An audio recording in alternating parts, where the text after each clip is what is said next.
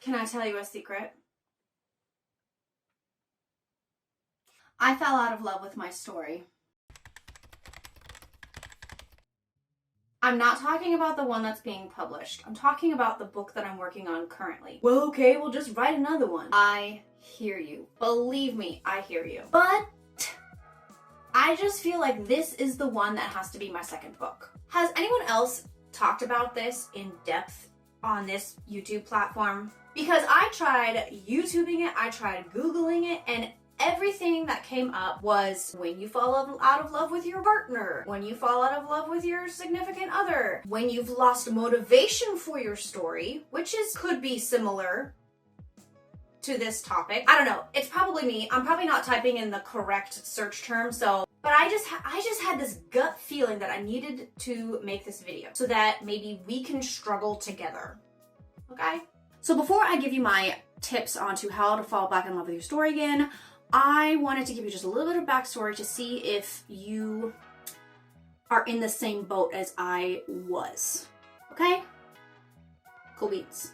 So my debut novel that is coming out this year, I wrote that in about 3 months during NaNoWriMo 2023. That process happened so fast and I thought, hey, I can do this again. I want to do this again. Just like the first one. Almost copy the process exactly. Little did I realize that it would be like trying to catch lightning in a bottle.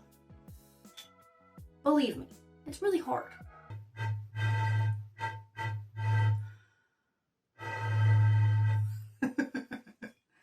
So I found out that NaNoWriMo was going to be doing another challenge in April, just like they did in November.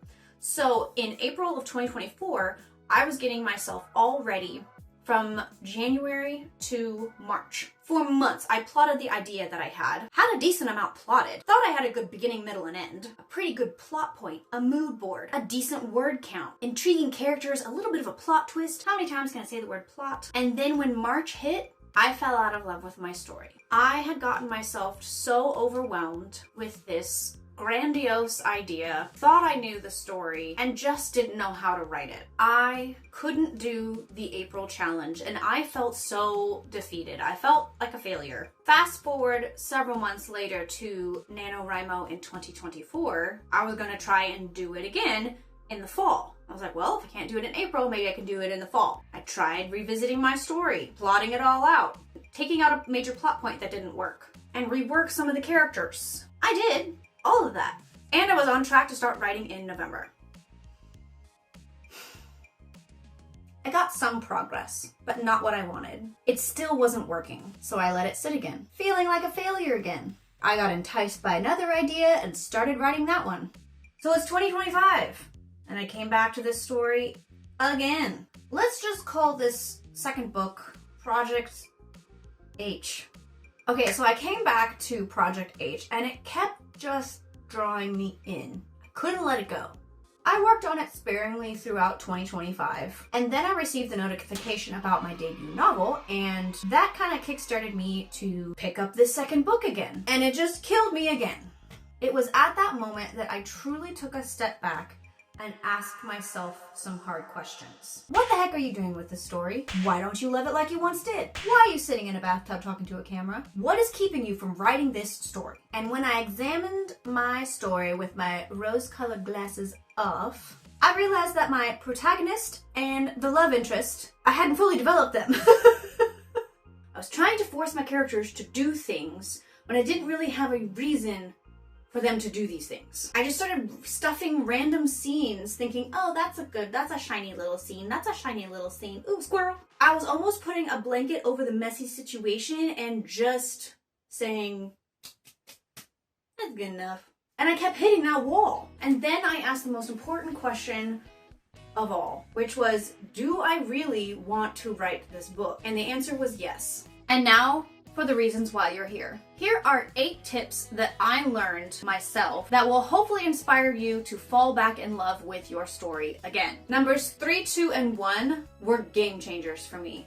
Number 8, I have to mention it, take time away. Blah, blah, blah. A lot of people have said that. I've said it several times in this video, but it is super, super helpful. I've heard a lot of people say that you should do this for when you've lost your motivation or when you're having writer's block. So we're gonna quickly move on. Number 7, flat characters. I couldn't really see my characters. Found out all this time that I hadn't really fleshed out these characters. I didn't know them well enough. Their backstories, their previous jobs, previous relationships, home lives, all that juicy stuff that makes a person into the person that they are at the present in your story. They were very flat characters and I needed them to be very three-dimensional. If you're a pantser, then you're probably someone who just kind of finds this stuff out as you go. Me, I'm a definite plotter. I have to know all this stuff beforehand. Number 6 is to ask a friend or family member for advice. Tell them the overall summary of your book and be prepared for honest feedback. I have that one particular person that I go to for truthful, honest advice. It's my brother-in-law.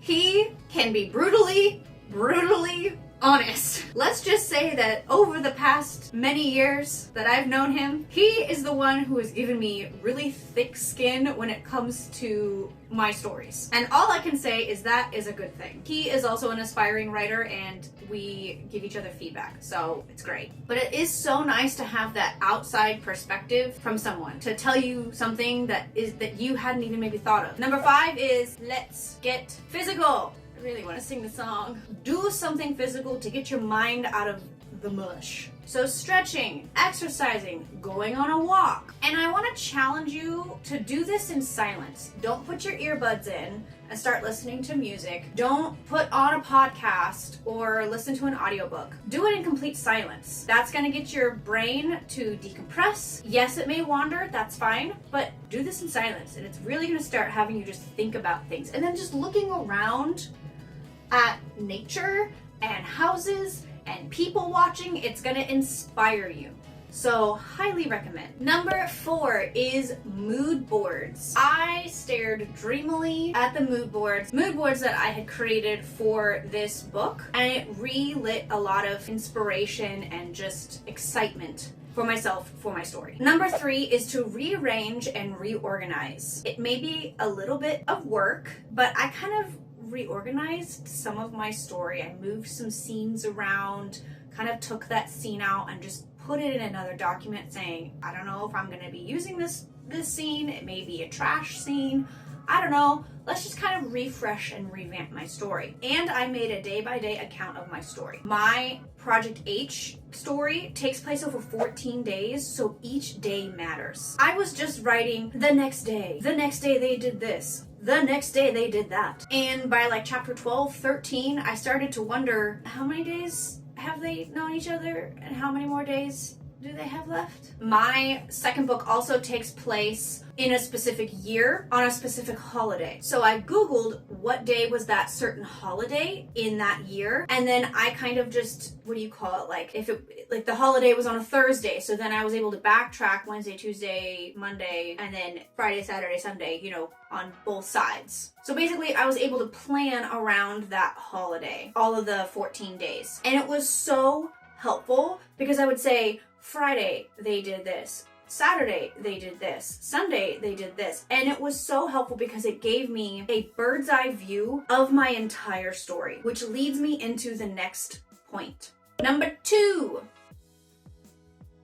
When doing that, I realized I did not have enough of the good stuff. I realized that I didn't have enough scenes where the two love interests are together, growing and developing in their relationship. It was a light bulb moment for me. That was one of the missing pieces of the puzzle. This lit a spark under me to create the momentum that was virtually non-existent. I had just written them at plot point A and then Z, and then it was just like there was nothing in between. It was just like, oh hey, here they are, and then oh hey, they're in love, and because it was just not well thought out. There was just nothing from B to Y. Does that make sense?